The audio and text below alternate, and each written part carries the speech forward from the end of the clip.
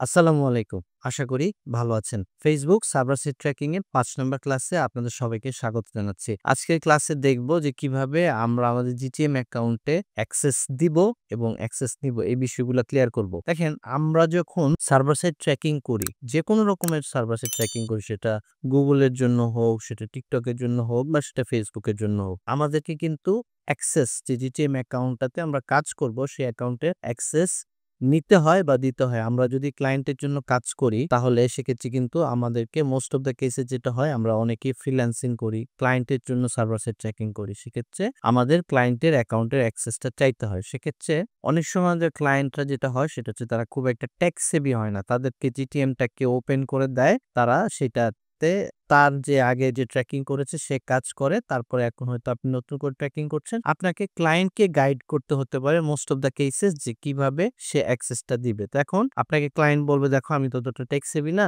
কিভাবে অ্যাক্সেস দিতে হয় আমাকে বলো।" তো আপনাকে ক্লায়েন্টকে গাইড করতে হবে। আরেকটা হচ্ছে যে আপনার আন্ডারে যদি কেউ কাজ করে, ফর এক্সাম্পল আপনি কোম্পানির ওনার, আপনি চাচ্ছেন যে আপনার ট্র্যাকিংটা অন্য কেউ করুক। সেক্ষেত্রে কিন্তু আপনার আরেকজনকে অ্যাক্সেস দিতে হবে। তো অ্যাক্সেস কিভাবে আমরা দিব বা অ্যাক্সেস কিভাবে আমরা নিব এই জিনিসটা ইন্ডাস্ট্রি স্ট্যান্ডার্ড হচ্ছে যে মোস্ট অফ দ্যা কেসেস ক্লায়েন্টরা যেটা করে সেটা হচ্ছে যে আপনি ক্লায়েন্টের জিটিএম অ্যাকাউন্টে কাজ করবেন। ক্লায়েন্টের আগে থেকে ওপেন করা থাকবে বা ক্লায়েন্ট একটা জিটিএম অ্যাকাউন্ট ওপেন করে আপনাকে অ্যাক্সেস দিবে।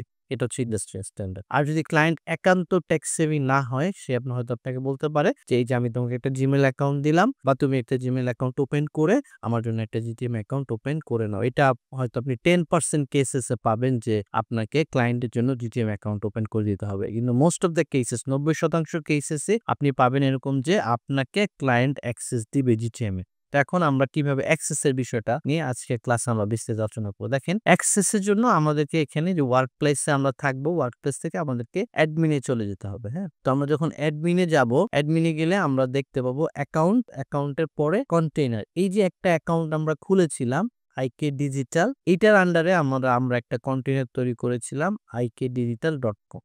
এখন এটা ছিল আমাদের ওয়েব কন্টেইনার। এখন এই যে অ্যাক্সেসটা ২ টা লেভেলে দেওয়া যায়। অ্যাকাউন্ট লেভেলেও দেওয়া যায়। অ্যাকাউন্ট লেভেলে যদি আপনি দেন তাহলে এই অ্যাকাউন্টের আন্ডারে যতগুলা কন্টেইনার আছে সবগুলা কন্টেইনারে সে অ্যাক্সেস পাবে, হ্যাঁ? আর কন্টেইনার লেভেলে যদি দেন তাহলে শুধু সে এই কন্টেইনারটার মধ্যেই সে পাবে। সে অন্য কোনো কন্টেইনারে অ্যাক্সেস করতে পারবে না। আচ্ছা, তাহলে আমি অ্যাকাউন্ট থেকে শুরু করছি। যদি ধরেন আমি অ্যাকাউন্টে অ্যাক্সেস দিব, হ্যাঁ? ধরেন আইকে ডিজিটাল অ্যাকাউন্টে আমি কাউকে অ্যাক্সেস দিব। তাহলে এই যে ইউজার ম্যানেজমেন্ট, হ্যাঁ? এইটাতে ক্লিক করলে কিছুটা সময় নেয়, এটা চলে আসবে। তো এইখান থেকে আমরা ইউজার ম্যানেজমেন্টে ক্লিক করে আমরা এটা লোড হচ্ছে, একটু সময় লাগছে। এই যে লোড হয়ে গেছে এটা।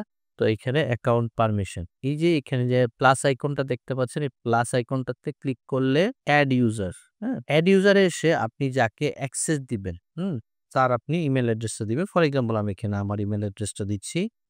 এখানে আমি এটা সিলেক্ট করছি, হ্যাঁ? আচ্ছা, এখানে আমার ইমেইল অ্যাড্রেসটা সিলেক্ট হয়েছে।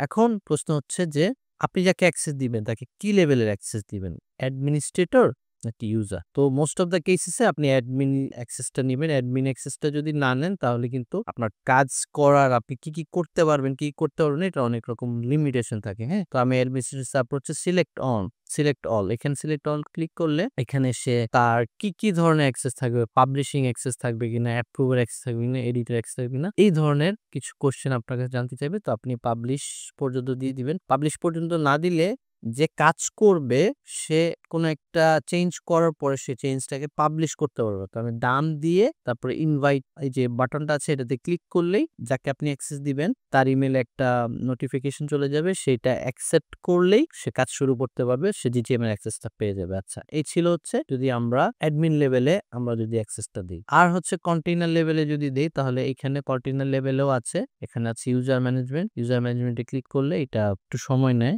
এটা আসতেছে। আচ্ছা, এই যে লোড হয়ে গেছে। এখানে ইউজার ম্যানেজমেন্টে সেম প্রসেস। এখানে আপনি জাস্ট প্লাসে ক্লিক করবেন, এড ইউজারে। আমি আবারও নামটা দিচ্ছি এখানে। তারপরে এখানে আপনাকে সিলেক্ট করে দিতে হবে যে আপনি তাকে কি অ্যাক্সেস দিবেন। সে কি পাবলিশ করতে পারবে কিনা, অ্যাপ্রুভ করতে পারবে কিনা সব। তো সাধারণত পাবলিশ পর্যন্ত অ্যাক্সেসটা দিতে হবে। না হলে আমি আবারও বলছি সে কিন্তু কোনো একটা চেঞ্জেস করে, কোনো একটা কিছু করে সেটাকে পাবলিশ করতে হবে। তারপর ইনভাইট বাটনে ক্লিক করলে ওই ইমেইলে ইনভাইটেশন চলে যাবে। ওটা অ্যাকসেপ্ট করলেই সে কাজ শুরু করতে পারবে। তো এই হচ্ছে প্রসেস যে আপনি কিভাবে অ্যাক্সেস দিবেন বা অ্যাক্সেস নিবেন। তো এইভাবে করে আপনারা ক্লায়েন্টকে বিষয়গুলো বোঝানোর চেষ্টা করবেন যদি আপনার অ্যাক্সেস নেওয়ার প্রয়োজন হয়। পরবর্তী ভিডিওতে আমি দেখাবো কিভাবে আমরা ডাটা লেয়ার ইনেবল করব। আমরা যে WordPress এর যে প্লাগইনটাকে ইনস্টল করেছিলাম সেই প্লাগইনটা ব্যবহার করে। তো দেখা হবে পরবর্তী ভিডিওতে। সে পর্যন্ত সবাই ভালো থাকবেন। আল্লাহ হাফেজ।